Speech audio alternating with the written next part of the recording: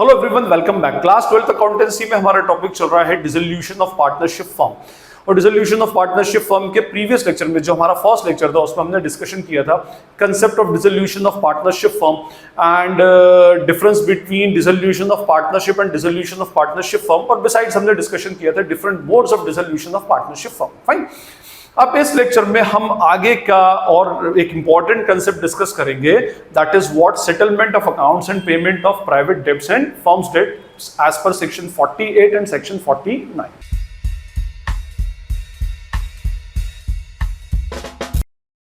हम ये जो टॉपिक पढ़ रहे हैं that is what dissolution of partnership firm. Dissolution of partnership firm का मीनिंग होता है पार्टनरशिप फर्म जो बिजनेस एंटिटी है उसका डिसॉल्व हो जाना, उसका वाइंड अप हो जाना, उसका खत्म हो जाना। फाइन। तो डिसोल्यूशन ऑफ पार्टनरशिप फर्म के अंदर आप अगर एक बिजनेस को अगर आप डिसॉल्व करते हो, चलो पार्टनरशिप फर्म को थोड़ी देर के लिए छोड़ भी दें, हम आपके सोल प्रोवाइडर की बात करेंगे। अगर आपको अपना बिजनेस वाइंड अप करना है तो वाइंड अप करने की प्रोसेस क्या होगी वो सिखाने की जरूरत नहीं है। सबसे पहले क्या करेंगे, आपके पास जो अवेलेबल एसेट्स है उन एसेट्स को आप क्या करेंगे, रियलाइज करेंगे मींस उसको मार्केट के अंदर सेल करेंगे, बेच देंगे। उससे जो पैसा आएगा उससे आप क्या पे करेंगे, अपने डेब्ट्स का पेमेंट करेंगे, लायबिलिटीज का, एक्सटर्नल लायबिलिटीज का पेमेंट करेंगे, और जो बच जाएगा वो किसका हो जाएगा, अपने ओनर का हो जाएगा। इसी सीक्वेंस के अंदर पेमेंट होता है। बट यहाँ पर ये पार्टनरशिप फर्म है, यहाँ पर ओनर एक से ज्यादा हो जाते हैं, किसको पहले किसको बाद में, कौन सा डेब्ट्स के लिए पहले कौन सा बाद में।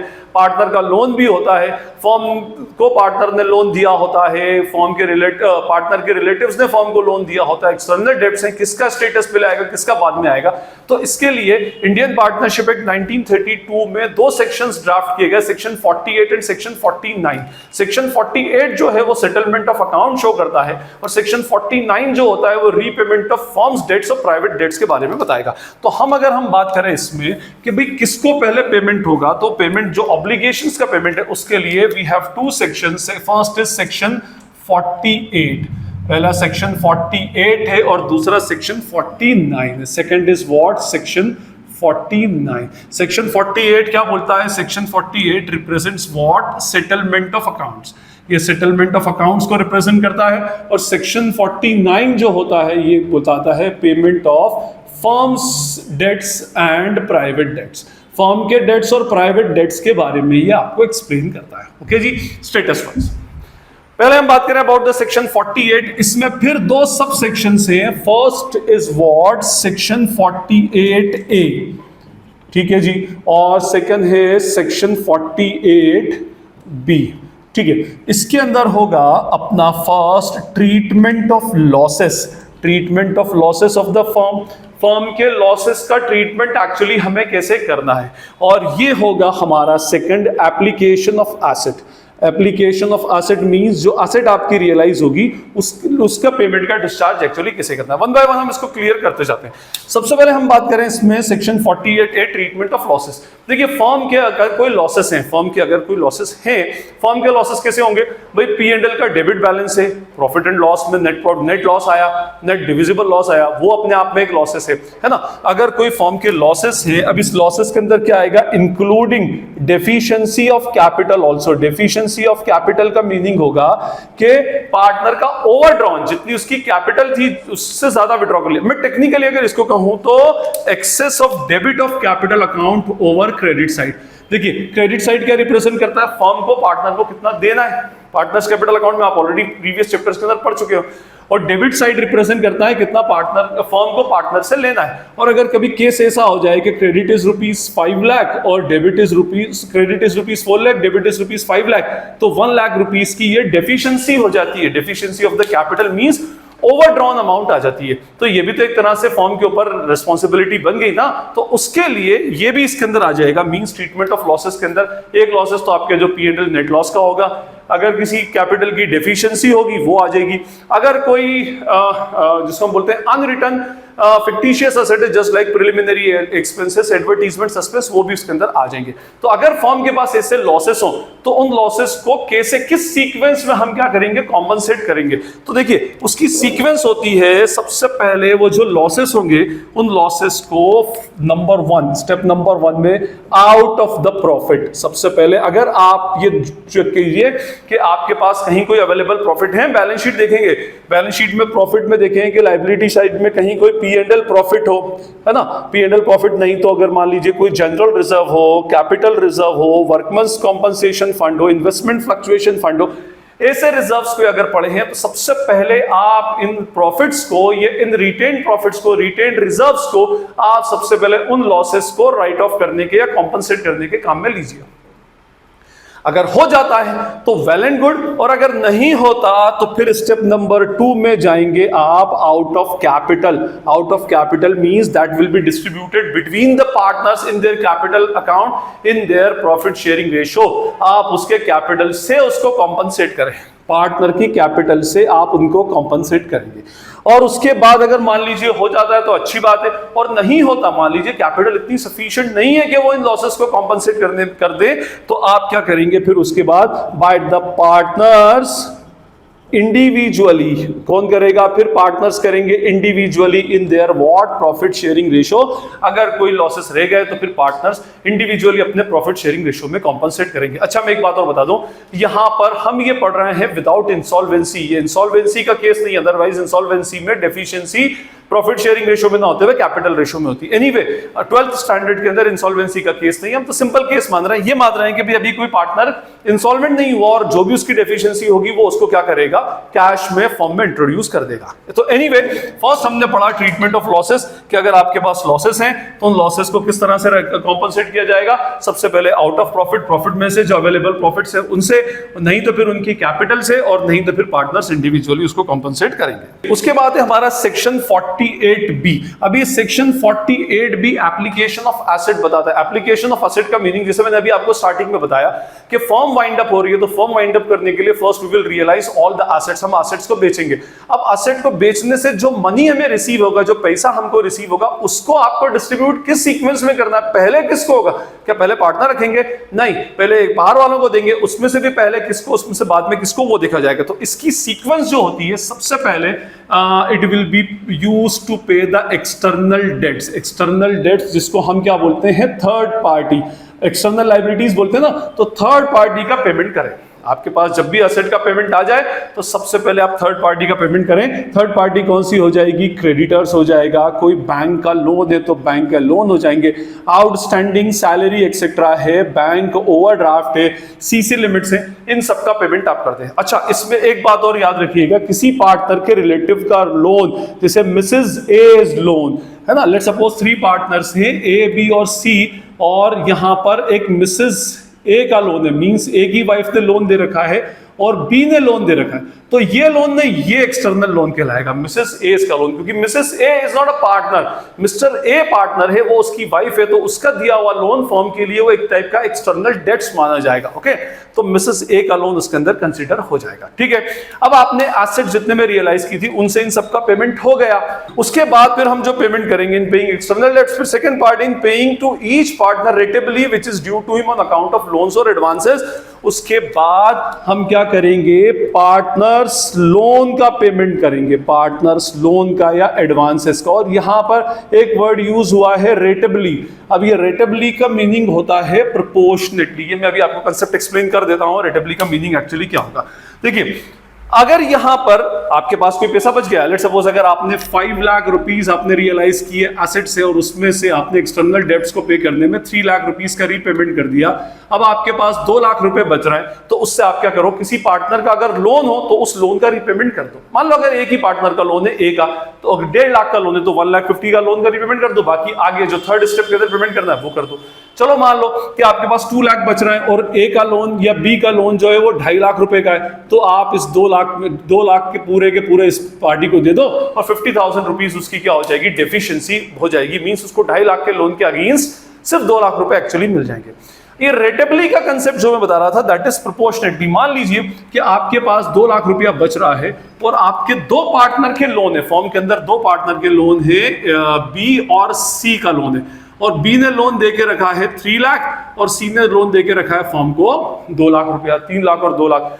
अब टोटल लोन इन दोनों का होता है 5 लाख और आपके पास पैसा कितना बचा है? 2 लाख रुपीस। अब 2 लाख रुपीस में से पहले किसको दें? क्या ए को दें या बी को दें या दोनों को दें, इक्वली बांट दें? तो नहीं, एक्चुअली यहां पर रेटेबली मींस प्रोपोर्शनेटली पे करना पड़ेगा। प्रोपोर्शनेटली मींस आपको 3:2 का रेशो निकालना पड़ेगा और 2 लाख का 3/5 जो होगा वो ए को पे हो जाएगा। 2 lakh into 3/5 that is 1,20,000 to A और 2 lakh into 2/5 that is 80,000 to B. इस तरह से हम उसको पेमेंट कर देंगे तो किसी के पास भी ज्यादा और कम नहीं आएगा, आपका टोटल अमाउंट पे हो गया और बाकी जो अमाउंट बच गई 3 लाख में से 1,80,000 की जो बची वो that will be considered as the deficiency of A और 2 लाख में से 80,000 देने के बाद 1,20,000 will be considered as the deficiency of B. तो कहने का मीनिंग ये कि अगर एक से ज्यादा पार्टनर को लोन, अच्छा जैसे अगर मान लो यहां पर मेरे पास 6 लाख बचते तो कोई प्रॉब्लम ही नहीं थी, 3 और 2 पूरा पेमेंट कर देता, बट अगर कम पड़ जाए तो कम पड़ने के केसेस में फिर हम प्रोपोर्शनेटली एक्चुअली निकालते हैं। चलिए एनीवे मान लें हमने एक्सटर्नल लायबिलिटी को पेमेंट कर दिया, पार्टनर्स लोन को पेमेंट कर दिया, अब भी अगर कोई पेमेंट बच गया तो नेचुरली अब सब तो दे दिया तो फिर किसको मिलेगा, टू द पार्टनर्स लिखा है ना, in paying to each partner rateably, ठीक है, which is due to him on account of their capital. फिर किसको पेमेंट करा जाएगा, पार्टनर्स कैपिटल को पेमेंट किया जाएगा। ज्यादा बचता है तो कोई प्रॉब्लम ही नहीं है, कम बचता है तो फिर उनके पीएसआर में, जैसे अगर मैंने कहा कि मान लीजिए यहां पर आपका 2 लाख की बजाय 6 लाख रुपीस बच रहा है, अगर हम मान लें इसको देने के बाद में ये 9 लाख था, 3 लाख देने के बाद 6 लाख बच रहा है, दोनों पार्टनर का लोन, एक का लोन 3 लाख था और एक का लोन 2 लाख है, अब कितना बचा, 1 लाख रुपया बचा। अब इनकी कैपिटल को पेमेंट करना है तो कैपिटल में मान लीजिए 3 पार्टनर से ए की कैपिटल 1 लाख है, बी की 50,000 है, सी की 50,000 है। अब 1 लाख 50 और 50 टोटल होता है 2 लाख रुपीस। पहले किसको पे किया जाए, ज्यादा वाले को कम वाले को, नहीं ऐसा नहीं, फिर से वही रेटेबली का कंसेप्ट चलेगा, प्रोपोर्शनेटली मींस 2:1:1 2:1 के रेशो के अंदर इसका जो अवेलेबल अमाउंट है that will be distributed, means 1 lakh का 1 लाख इंटू 2/4 50,000 ए को और 1 lakh into 1/4 25,000 to B, 1 lakh into 1/4 25,000 to C. तो इस तरह से पेमेंट हो जाएगा इन तीनों को, फाइन। और उसके बाद कोई पैसा एक्चुअली बचेगा नहीं। ज्यादा है तो कोई प्रॉब्लम नहीं है, कम है तो फिर रेटेबली मींस प्रोपोर्शनेटली का कंसेप्ट चलेगा, उसके प्रोपोर्शन में, उनकी कैपिटल के प्रोपोर्शन में उनका पेमेंट एक्चुअली हो जाएगा, फाइन। उसके बाद थर्ड हमारा बचता है, अगर कोई सरप्लस रह गया तो surplus will be distributed between the partners in their profit sharing ratio, उनके प्रॉफिट शेयरिंग रेशो में हम डिस्ट्रीब्यूट कर देंगे। सरप्लस बचने का मीनिंग है कि भाई इसके बाद भी अगर कोई अमाउंट बच गया, देखिए मैं आपको एक एग्जांपल लेता हूं और एग्जांपल से एक्सप्लेन करता हूं कि भाई किस तरह से इनका डेब्ट्स का पेमेंट होगा, ताकि आपको ये सेक्शन 48B का कांसेप्ट भी इजीली क्लियर हो जाए। अब हमारे पास एक एग्जांपल है, लेट्स सपोज 3 पार्टनर्स है, ABC, इनका प्रॉफिट शेयरिंग रेशो 5:3:2 है। ए की कैपिटल है 1 लाख, बी 50, सी 50,000। बी का लोन है फॉर्म पर 50,000 का, मिसेस एज लोन, ए की वाइफ का लोन है 40,000, creditors 50 and then outstanding expense 30। Assets realise, firm की असेट रियलाइज की है 4 लाख इंक्लूडिंग कैश, जो अवेलेबल कैश या बैंक था, सब मिलाकर के आपके पास टोटल 4 लाख रुपए, ठीक है। अब जैसे मैंने आपको सीक्वेंस बताया तो सीक्वेंस में सबसे पहले जो आपके पास असेट रियलाइज हुई है, असेट्स रियलाइज कितनी है 4 लाख। 4 लाख में से अब आप बताएं सीक्वेंस वाइज पहले किसको पेमेंट होगा, first payment will be made to creditors, outstanding expense and Mrs A's loan. इन तीनों को पेमेंट करेंगे because all 3 are the external parties, तो हम पेमेंट करेंगे creditors, outstanding and Mrs B's loan. तो 40, 50, 80, 1,20,000 रुपीज का टोटल इनको पेमेंट हो जाएगा। उसके बाद अब भी फर्म के पास 2,80,000 रुपीज बच रहा है। फर्स्ट सीक्वेंस में तो हमने एक्सटर्नल पार्टीज, एक्सटर्नल डेब्ट्स को पेमेंट कर दिया, अब हम पेमेंट करेंगे किसको, पार्टनर के पर्सनल लोन को। तो बी का लोन पेमेंट होगा, तो B's loan will be paid off. इतना अमाउंट हमारे पास सफिशिएंट अमाउंट है, 50 देने के बाद still we are left with what rupees 2,30,000। उसके देने के बाद फिर अब पार्टनर को उनके कैपिटल के अगेंस्ट पेमेंट होगा। पार्टनर की कैपिटल कितनी बनती है टोटल, 1,50,000 और 50 मींस टोटल 2 लाख रुपए की उनकी कैपिटल है। अब बच गए जो 30,000, this 30 will be considered as what, surplus, और ये सरप्लस पार्टनर्स को उनके 5:3:2 के रेशो में डिस्ट्रीब्यूट हो जाएगा।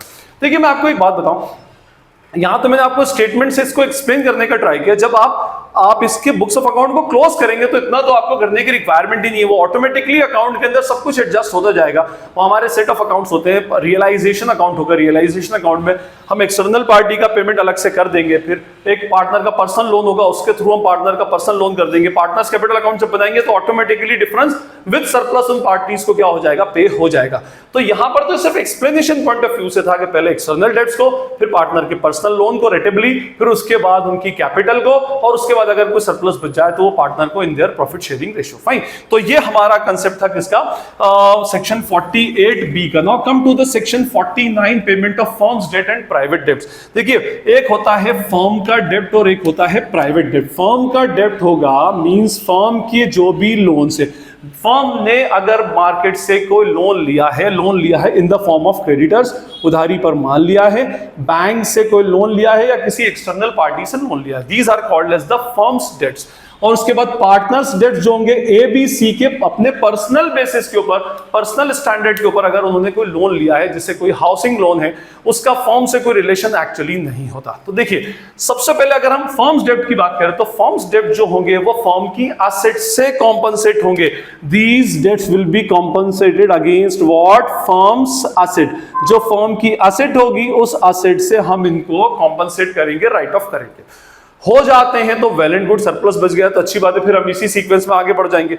नहीं होते, by the way by chance पैसा सब खत्म हो गया फर्म के पास में, तो we will move to the private debts, जिसको हम क्या बोलते हैं, that partnership firm is an unlimited liability concern.